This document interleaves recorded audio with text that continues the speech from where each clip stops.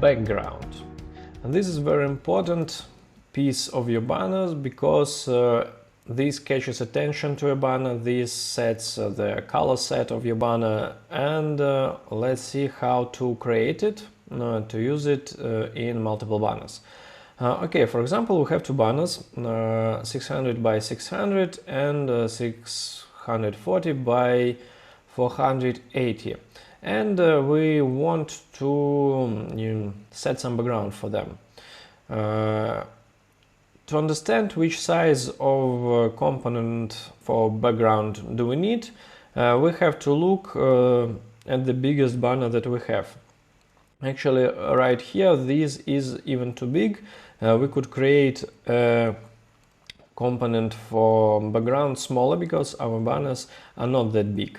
But I usually create it bigger because I don't know which sizes will I use in the future, or if I have some preset set of banners. In this case, I already know that even this is not so big. If, for example, I use Facebook banners where we have dimension of story banners as 1080 by 1920, like this. So obviously, if I have a banner like this and I want to use a background, I have to create a background component at least 1920, because in the other way this background will be too small.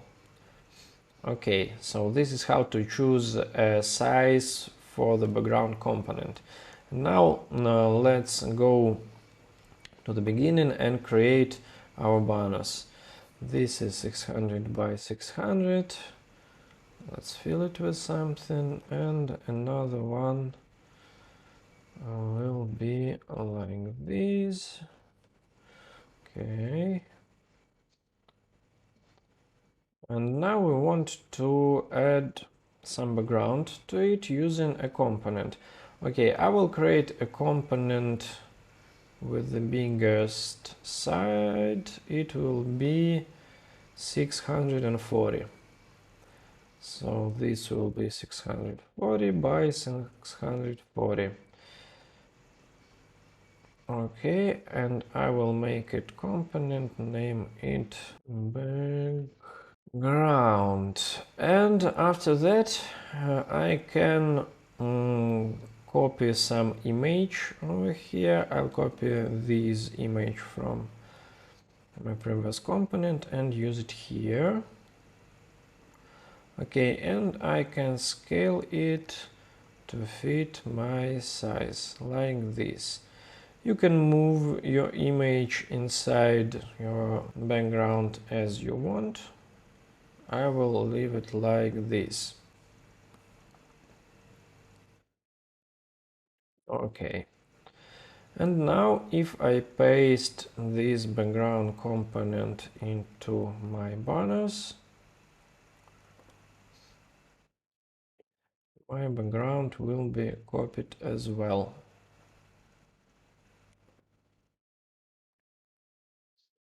I will center it vertically. Okay. Now let's change my background here to look if it changes over here at the banners. So I will go to the library page and copy another image there and paste it into my background component. So as you see, everything works. And what else do we have? When I add some text or some images to my banners, like here, I probably want this background to be blurred, for example. So I can add another frame into my component. I'll fit